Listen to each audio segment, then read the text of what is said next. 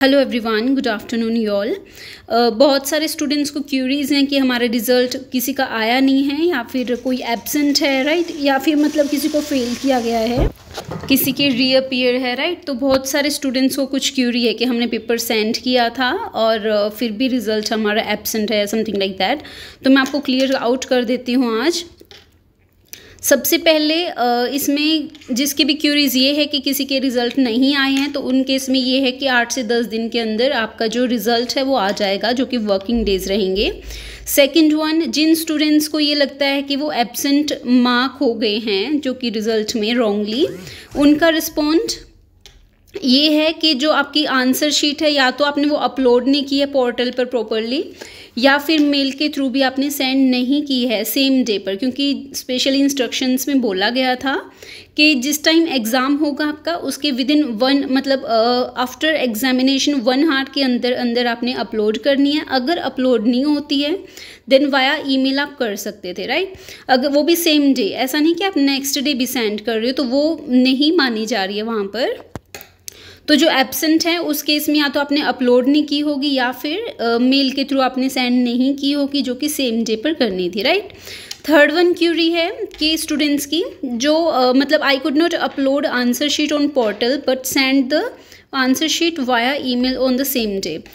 कुछ स्टूडेंट्स की क्यूरीज है कि उन्होंने जो आंसर शीट पोर्टल पर अपलोड की थी, नहीं की थी, कर नहीं पाए थे किसी रीज़न की वजह से, लेकिन उन्होंने उसी दिन ईमेल कर दी थी उनकी आंसर शीट। तो उनका जो रिस्पॉन्ड आया है इस केस में ये है कि अगर आपने अपनी आंसर शीट अपलोड की है या फिर ईमेल की है आपने यूनिवर्सिटी में, देन आप जो आपकी PTU ID है वहाँ पर सेंट फोल्डर में चेक करना, और जो आपकी आंसर शीट होगी आप दोबारा से इस ईमेल ID पर सेंड कर देना अपनी आंसर शीट जिसने सेम डे मेल की थी, राइट, स्पेशली उनके लिए है। तो वहाँ पर आप मतलब इस ID पर दोबारा अपनी आंसर शीट मेल कर देना, और ताकि वो दोबारा से चेक कर लेंगे वहाँ पर आंसर शीट जो कि आपकी यूनिवर्सिटी में, ताकि रिजल्ट भी फिर रिवाइज होकर आ जाएगा, ओके।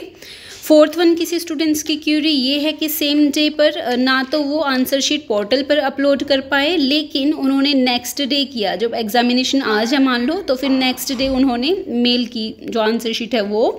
इस केस में उनका जो रिस्पॉन्ड है वो है, जो आंसर शीट है अगर सेम डे आप करते तो इवेल्युएट हो सकती थी, लेकिन आपने जो ईमेल नेक्स्ट डे की है इसकी वजह से वो इवेल्युएट नहीं करेंगे आंसर शीट।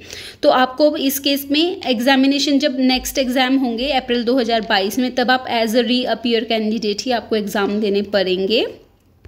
तो आप ये चीज़ ध्यान रख लेना, राइट। जिसने भी ईमेल के थ्रू नेक्स्ट डे की है उसका मतलब रीअपीयर ही मानी जाएगी यहाँ पर, ओके। और नेक्स्ट क्यूरी है इसमें, I have uploaded question paper या फिर first page of answer sheet, wrong answer sheet या फिर any other document.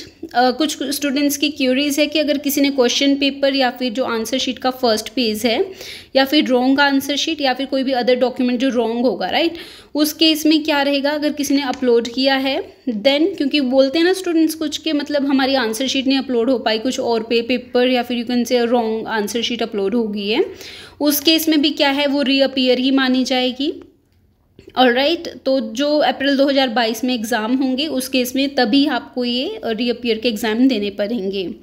Next one है, I am not satisfied from result. अगर कोई स्टूडेंट ऐसा भी है कि मतलब मैंने बहुत अच्छा पेपर किया था और मतलब मैं सेटिस्फाइड नहीं हूँ रिजल्ट से, देन इस केस में जो यूनिवर्सिटी ने आप सबको बोला है ये चीज़ है कि एक ऑप्शन आया है आपकी जो PTU ID है वहाँ पर है एक मतलब री इवेल्युएशन फॉर्म कुछ कर वहाँ पर, तो आप वहाँ पर जाकर अपने जो री इवेल्युएशन है उसको फिल कर सकते हो ताकि वहाँ पर दोबारा चेकिंग हो पाए, राइट। जो आप PTU लॉगिन ID है वहाँ पर ऑप्शन मिलेगा आपको री इवेल्युएशन फॉर्म का, तो वहाँ पर आप जाकर जिसमें रीअपीयर है वो री इवेल्युएट करवा सकते हो आप, ओके।